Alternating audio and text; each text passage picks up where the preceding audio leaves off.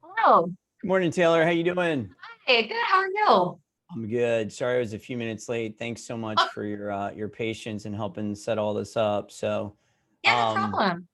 I figured maybe the best thing is we can share. I'll share my screen and you can kind of just help kind of guide me here. So, I'm a part of a mastermind group, and a couple of the guys in there are pretty hot on you all. So yeah, they're a lot smarter than me. So I figured I need to be checking this out. So is this the best link to kind of start from this one here? I think the best would be me sharing the screen, just because I want to take you through some other stuff too, not just your link, but then afterwards, if you do have a bond you want to process or something, then we could walk through it on your end and you could do it. All right. Just to give you like an initial overview of everything. Love it. Yeah, if that's okay Great with idea. you. I just opened up the sharing, so you should be able to share on your end. Awesome. I will share. Do you see a pink screen right now? Yeah, I do. Okay, great. That's our demo site. I'll walk through a bond purchase in just a second. But first, obviously, this is your site as you had pulled up. So yes, this would be where you would purchase all of your bonds through. So anything that is purchased through this link is, your commission and your relationship. So that is yours. As you can see, it's been white labeled for your agency. And it's very, kind of clean, right? All you have to do is search for the bond by state or by type. And we have a ton of bonds in our system, over almost 5,000, and we're adding a few hundred every couple of weeks. So, we really get every city of every municipality's bond form. Nice. I like to show off Ohio just because I know it's random state, but it's, it's one of the bigger states. 590 bonds are for there. So, if for some reason you can't find your bond though, at the bottom of the search page, we have this request button. Just fill out some information about it, and then we will find it for you, map it, and send you an application when it's done.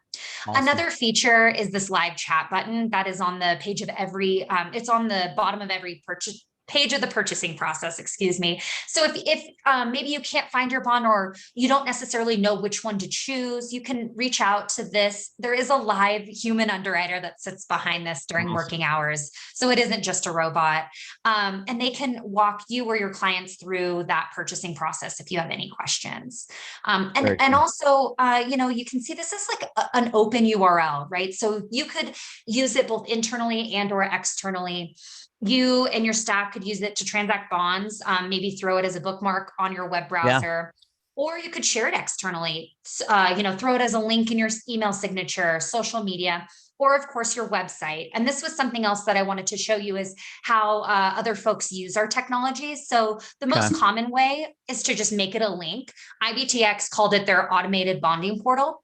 So when you click there, it just drops you into their respective Propeller website, right? So you could do that. You could take it a step further though. If there are certain bond types that you tend to write a lot of, or there's ones you want to market, we could give you what are called static links to those applications. For example, TIS does a ton of notary bonds. So they wanted a notary bond landing page on their website. When you click that, it actually drops you into that specific application versus, the customer having for it.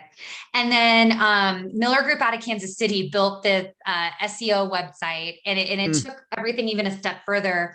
They took every static link we have and created this interactive state map. So when you click, you're brought to the list of all of our bonds, and then the buy now drops you into that respective application. So super flexible. And as you can see, it just kind of depends on what makes the most sense for your agency and your client's needs. So there are some options there too. So now I'll walk through a bond purchase process all the way through in our demo site.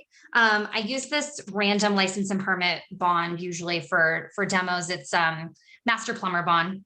Under the how this works section will always be information about the respective application. If there are any statutory requirements or anything you need, it'll be listed there. And similarly, the application itself will have everything you need all on this one page. So you never have to question, what's needed for that bond.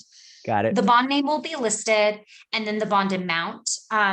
In general, up to about 25,000 is, instant issue, no credit check, no indemnity.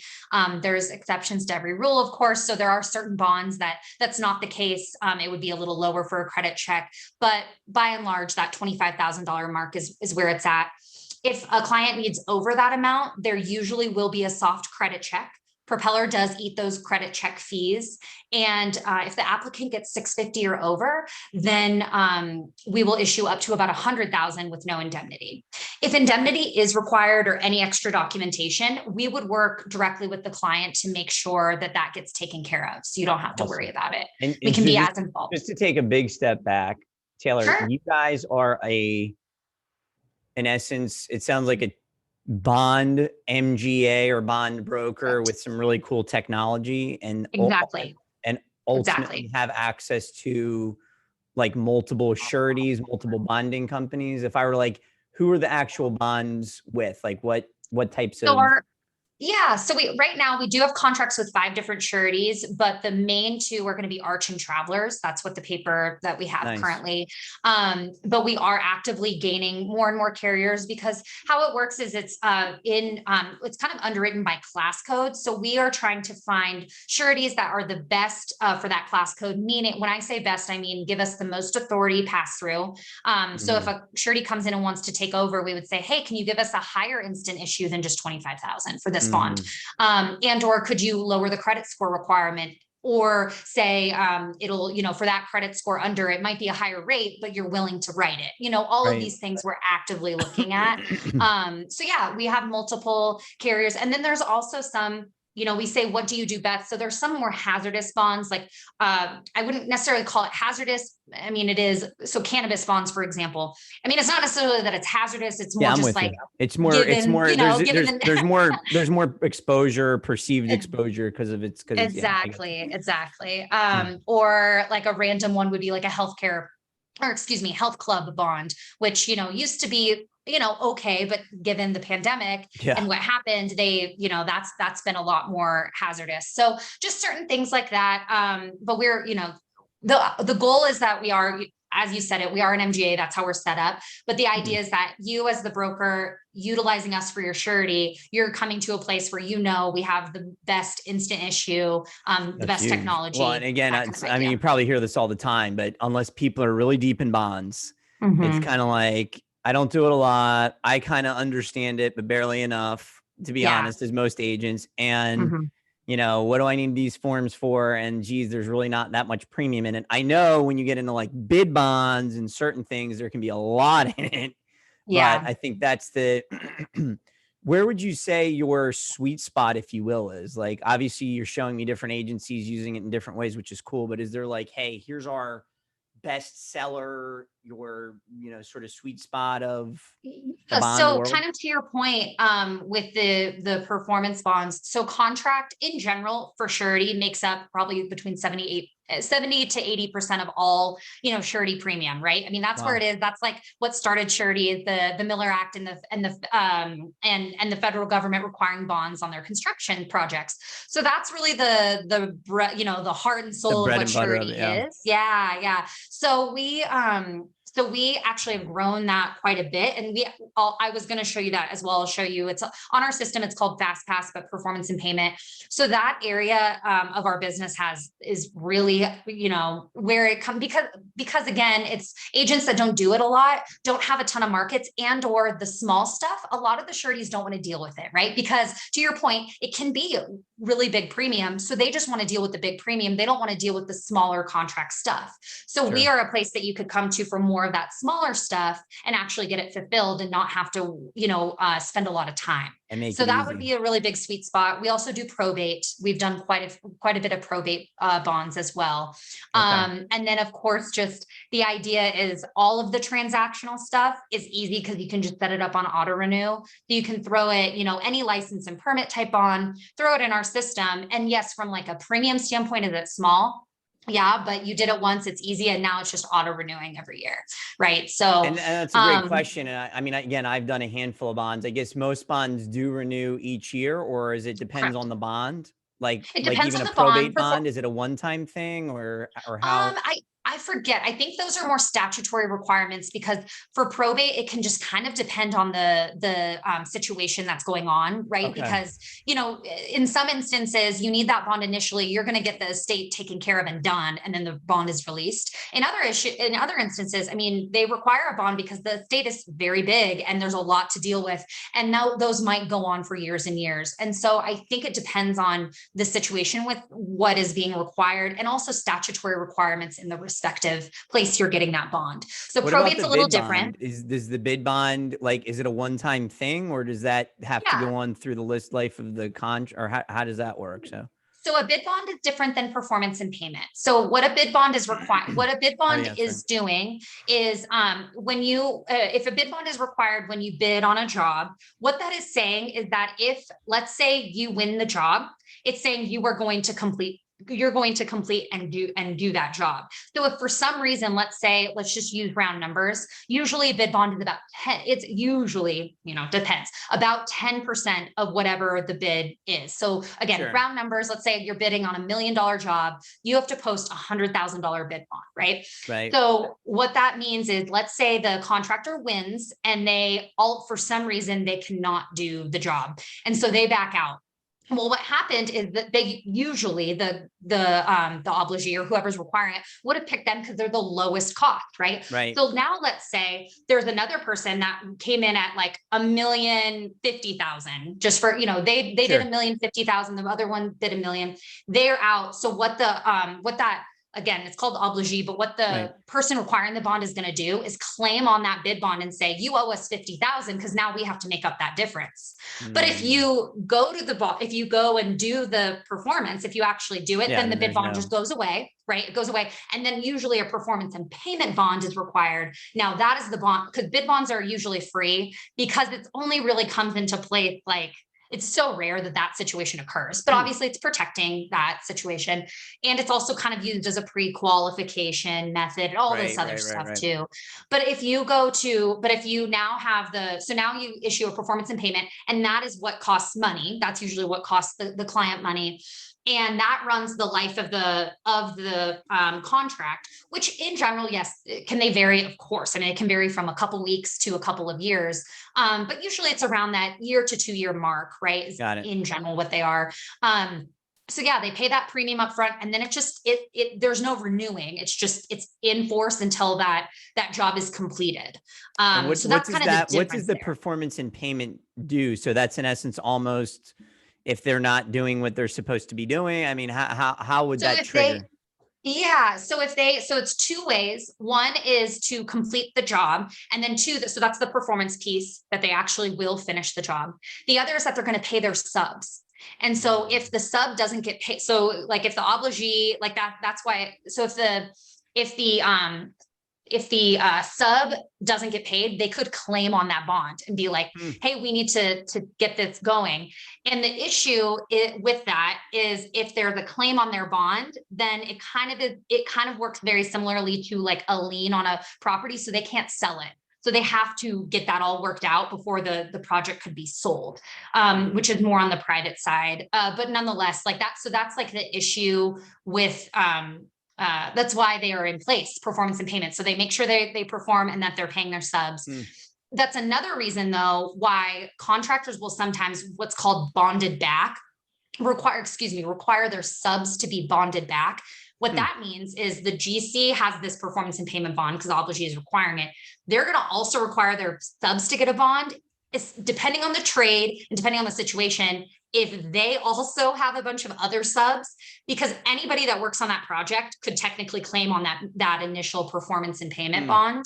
So if the sub is bonded back though, then whoever they would hire to do the job, maybe they also sub it out for whatever reason, maybe a little piece of it, then it would claim on the subs bond, not on their main bond. So they don't have to, it's kind of like a way to it's like a mitigating, the liability there.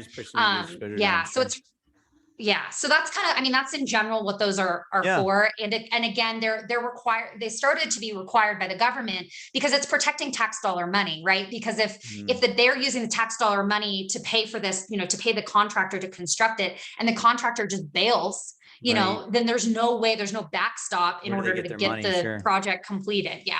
And so that's the big thing with bonds, real quick, the big thing with bonds too, is then the surety will actually go after the client to try and get that money back. That's why there's like correct. So there's the indemnity. That's where the indemnity comes in, right? Which is different than insurance, where it's like, no, you paid your premium, we'll pay, but we're not going after you. Very different, right? Exactly. Okay. It is very different. And so in that way, because of indemnity, it works much more like a letter of credit would with a bank than it would as a insurance product, right? So that's how I like the analogy, because I think people understand letters of credit so much, right? Because we are used to them in our own personal life. Just like, I think people don't understand insurance way easier because they have to get it. There's just things they understand about it. Are there ever times, Taylor, where the performance and payment bonds are required for non-government contracts, or is it pretty much only, so you could see that you could see a hospital, so somebody, so the private sector, recommend it. If I was building a building, we're doing a $10 million job, we better make sure you. Correct.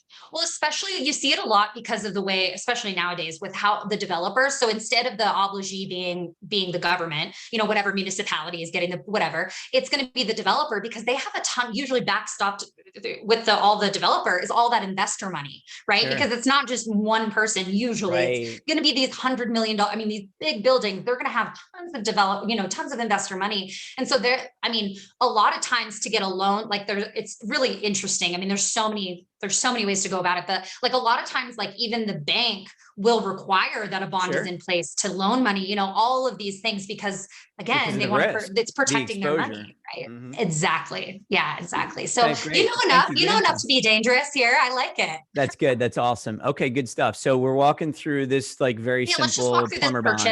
Yeah, let's just walk through the purchase so you can just see what it looks like. So these are, and then I'll also take you to the performance and payment just also kind of see. But anyway, so this is the bond, and then the price quotes will be listed instantly if it's a fixed amount, so you can see what it is. If it's variable and you have to type it in, the price will update in real time, so you know exactly how much it's going to be. Similarly, renewal term, if you want more than one, that price will update, so you're aware. At this point, you just pop in the client's name, address, phone number, email, and confirm you're not a robot and submit. And then we also have this share the link feature on every page, which I'll explain to you in just a minute. But as you can see, this was approved. Awesome. Review the application, make sure there's no typos, and then hit submit, and then you're to the payment screen. Wow. So the other great thing is like everything's paid for by credit or debit card. And what's awesome about that is they actually pay for their bond before receiving it. So you don't have to chase down premiums, which is nice. Love it. I know, because that's the other thing that's so odd about Surety is you can't cancel for non-payment the same way. Really? You can't. If a bond is cancelable, you can cancel for any reason. So technically you could, but if you purchase a non-cancelable bond, you can't just say they didn't pay. That's why you got to have that money up front. Yeah. Up front. Yeah. Which is not common in the surety space. So this is usually they back bill. So this is really great. Cool. We do have option for check or cash, but again, the whole point, credit easy. Card, and what I talked about with auto renew, right? So you can just set it up on auto renew. Just debit your car, the client will get an email notifying them about, I think 90, 60, 30 days out. Hey, we're going to charge you for your card. So really at this point, your only payment involvement would be if the client has their card expired, we would just reach out and say, hey, we need updated payment from these clients. So that's it. Okay. complete the payment, and then the bond is issued. It takes just a minute sometimes here. Wow. So you can download your bond, and then all the information from the application is perfectly mapped exactly where it needs to go. So you have your bond number in the corner, everything's filled out. We electronically sign, seal, and attach a power of attorney. So, you know, for all intents and purposes, this is a live bond. The client would just sign it, and then in this case, get it to the city of Cleveland. Afterwards, it takes just a minute, so I'll show. After they would get a congrats on your bond purchase email, which is also white labeled for your agency. And then we also include our support email and phone number down here. Any changes that need to be made, whether it's a data entry error or a writer down the road, just if the client reaches out to you, just forward it to us. We will take care of that. That's awesome. In this email, they have copies of the bond and then a white labeled paid receipt. And then I don't recall, but there was an email that you had for the to get CC'd on all these bond purchases too. I can look that, if you don't remember which one it is, I can look that up for you if you want. Yeah, I was going to say, so we would get notified as well, like a copy for our file. Okay, yeah, no, I definitely. Yeah, so you have that. You would have this. Do you want me to see what email you had? Yeah, that'd be good. Just to know. Yeah, and you can change it. Yeah, you can change it at any time if I tell you and it's the wrong email. Awesome. So it looks like CL at get strategic. CL. Yeah, get strategic. Is that correct? That goes to our commercial lines team. So yeah, that's perfect. Okay. Yeah. Nice. So if they have any questions about it, I mean, honestly, you can just file it. Like it's just to have for your records, right? At the middle of the month, you're going to receive a commission check and then a commission statement that will be a spreadsheet that outlines all the bonds purchased. So you kind of have both, you know, this on every time a bond is purchased and then that on a monthly basis. I think I had my operation or my accounting manager set up. Do you guys do EFT or is it just mailing a check? EFT, the electronic payment, because we received your ACH information. So yeah, we do. So we just direct deposit. Awesome. And then and so you're basically saying, hey, if there's like any service requested, the client can just we can just point them to you guys directly. Correct. Mm-hmm. Just shoot it over to support and we'll take care of it, whatever it is. So I love it. So really it sounds like if we just look from a big picture distribution method, you guys are really looking at us and saying, hey, go market, get leads, get this in front of people. And then you've got this very nice, clean system to make it very easy. Yes. Yeah. Cause that was the thing is the founders they discussed, they're like, we could, you know, direct to consumer it, you know, pay for Google ads and try to do it. But at the end of the day, what it comes down to is like, you have from a distribution and marketing standpoint, you all as agents, like that would be the strongest thing. You have the relationship. And that's why relative to wholesalers, especially, but we pay, 30% on commercial and 20% on contract and probate, a little less just because of the underwriting requirement, but really we pay that and you don't have to do anything. So it's other than market it, of course, but that's great. Yeah, absolutely. I did want to just show you one quick feature before we talk about the contract and I show you that. So you could have done that for your client, walk through, as you saw, a pretty easy process. Client could have came to your website, done it themselves. We also have this share the link, which is a kind of a hybrid method of that, where if they call you up and say, hey, I need this application, or maybe they email you, I need this application, you can just say, great, I'll email you a copy of that. Just click into it and go down to the bottom of the first page and hit share the link. And then send it to them via email. And then similarly, maybe you're talking to them and you wanted to go all the way to the payment screen. And then you say, hey, I'm going to email you a copy to pay for and receive your bond. Whatever information you type in will be saved when you hit share the link when they open it up. Cool. So it's kind of like a agent assisted, we'd kind of call it in terms of. Yeah. So you could you're helping them, you're doing it, but then they just do it. They just fill it out and do it. And I like it. And so this is what a copy of that email would look like. Just kind of a very simple resume application. They click on the link and then authenticate themselves via email, and they're just dropped into wherever you left off. Nice. That's great. I mean, it seems very, very, user friendly. Dummy proof almost. Yeah. I mean, yes. That was our goal, is that folks that have never heard of bonds could do it. And then, folks that have been in the industry for decades are like, whoa, they fixed this problem that needed to be, it's actually seamless. So yeah, in the site, it's called FastPass, but it's the performance and payment bond applications. And then just as an aside, just because you asked about it, if you just type bid, it doesn't matter about the state because these are generic applications, but it would be bid bond application. So the bid doesn't cost anything, but the FastPass, of course, does, because this is the performance and payment. And so it's a 3% rate up to about 650,000. That is a soft number. We have written bonds larger than that. So it just might take a little more underwriting. But that's as you saw, the price updated. And then we would just need, copies or information about the contract, the client, and then it is a soft credit check. And then send any contract documents to underwriting.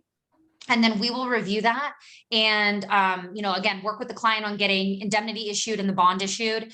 And we can turn these around within a half hour to an hour, depending on time of day. Wow. So, yeah. And so to be clear, you're saying the fast pass is always just a standard 3% of whatever the bond amount is up to 650. If it's over 650, then it changes. It might change. I think it kind of depends on the type of, type of contract it is. And I believe it is tied to the respective applicant's credit score as well. Sure. So in general, but it could change. Absolutely. And is that 3% pretty competitive, Taylor?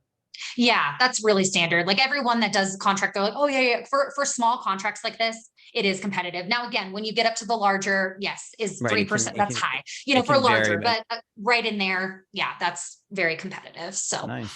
Yeah. And does how does that work too? So that 19.5 has to be paid in full, obviously, correct? You don't finance bond payments. It's like flood insurance. We don't, but we do allow them to be paid on debit or credit cards. So contractors love that because they could put it on their credit card and until they get their first payment for, the project and float it and then pay it off. So we do, you're right. It isn't quote unquote financed, but it could be if they choose to with if they're doing their credit card option. Yeah, that's good. Okay. Very cool. Yeah. And so the fast pass is the pay and performance. Like there's no, you would just do bid bond. You would do bid bond application and it's exactly identical, except it doesn't cost anything, but the same process works where it would be, the same basic application, they would run the credit, all of that stuff. And then issue the bid bond. It works pretty much identical. If and when they win the project, then it makes that piece, the performance and payment, really simple to do. I'm kind of confused though, where you say they don't pay for it. Like, is there a cost to apply otherwise? No, it's free. That's common. I mean, that's industry standard with Surety is that bid bonds are because again, the idea, usually the idea is that you would then if they get issued or if they get awarded the project, then you go to that respective surety, or in our case, you would go to Propeller and issue the performance and payment. So it's like, if you have a client though, as an aside, that does a ton of bid bonds and they don't tend to win, but they just bid a ton of jobs for whatever, because something, maybe it's like Surety and it's just whatever. We do have the option to charge a fee for bid bonds, and it would be like a one-time fee that covers them for the whole year or whatever. And that'd be something that you could decide like, hey, I want to charge this client for all their bid bonds because it is work. It is enough work to do it all if they're not winning, so just something to consider if you ever run across that. We have that option, but it's just rare because it would be a specific type of client that would be bidding that much and then not getting winning, awarded. Yeah. Maybe they're in the wrong business. Okay. So sounds good. So really in terms of the next steps for me is probably just get it on my website, get it out to my agents, start promoting it, putting it out there. And then your contact info is right there, right? So like 815-59. So all your stuff is really right there in terms, and you guys have been super responsive too. Awesome. Good. I'm glad. Great. Yeah, no, I'm glad that you feel that way. And I mentioned there's that support email and phone number, the live chat for when you're in there, underwriting questions, please feel free to use them because they're the experts there. But if there's any like operational things or any other questions, feel free to reach out to me. I'm here to help whenever you need. That's great. Yeah. And we have a YouTube channel for our team and also a closed Facebook group. So we've got about over 100 people on those. So I'll push it out to all that too. I'll push this video out. So that'll be great. Awesome, Taylor. Well, hey, thank you so much. I appreciate your help. I'll certainly keep you posted if we need anything. Okay. Sounds good. All right. Have a great day. See ya. You too. Bye. Bye.